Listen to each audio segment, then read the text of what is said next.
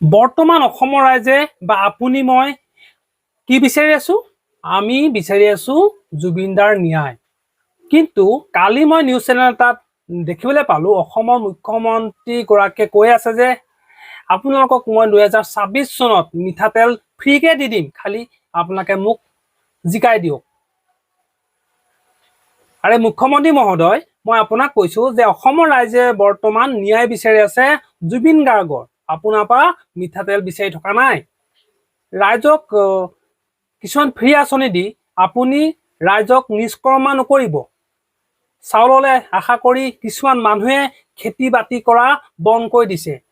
এমাহৰ মূৰত 1250 টকা কিছুমান মহিলাই প্ৰায় নিজৰ ঘৰত তাঁতখন ববলৈ বাদ দি দিছে। আৰু এনেকৈ যদি থাকে অসমৰ মানুহবোৰ এদিন নিষ্কৰ্মা হৈ যাব।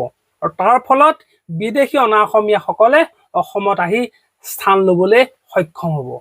গতিকে জুবিন গাৰ্গৰ যিটো আপোনাৰ ট্ৰেণ্ডিং টপিক, যিটো আচলতে তেখেতক ন্যায় দিব লাগে লাগে বুলি অসমবাসীয়ে কৈ আছে, তাৰ পৰা ফালৰি কাটি ৰাজনীতি কৰিবলৈ আপুনি চেষ্টা নকৰিব।